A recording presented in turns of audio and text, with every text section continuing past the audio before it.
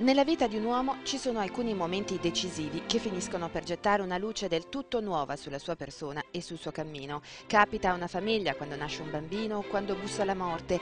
Capita qualcosa di simile quando qualcuno cambia lavoro, casa, città. In questi momenti diventa importante chi ti sta vicino, chi ti viene incontro e ti accoglie. Per questo, importanti e cari, siete voi per me oggi.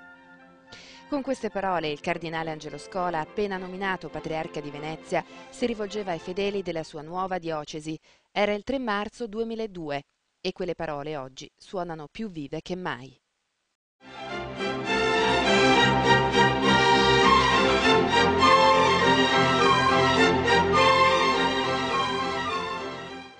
Dal giorno del suo ingresso in Basilica di San Marco, la chiesa che in un secolo ha dato 3 papi, il cardinal Scola non ha smesso di spendersi per questa città.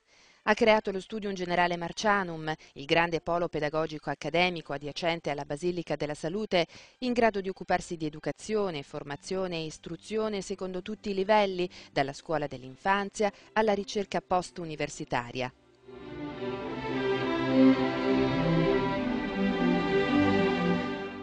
Ha gettato le basi della Fondazione Internazionale Oasis, con la sua rivista semestrale, vero e proprio laboratorio culturale per lo sviluppo del dialogo tra cristiani e musulmani.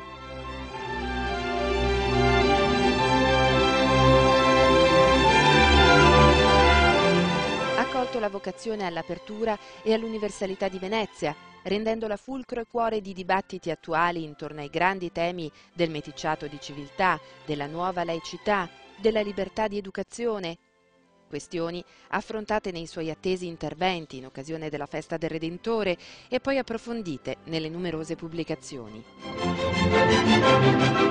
Ma l'opera più impegnativa e duratura che il cardinale Scola ha saputo realizzare a Venezia è stata forse quella edificata attraverso la lunga visita pastorale che l'ha condotto in tutte le parrocchie di questo vasto territorio.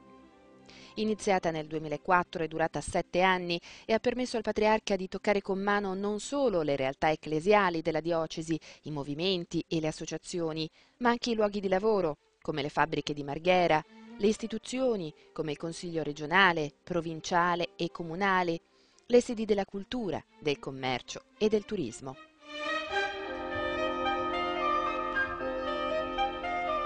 Un percorso intenso, segnato da incontri cruciali come quelli nelle case degli ammalati e delle loro famiglie e scandito dall'indizione di 3 assemblee, la prima di apertura della visita, la seconda a metà del cammino compiuto e la terza di chiusura avvenuta a maggio alla presenza di Papa Benedetto XVI.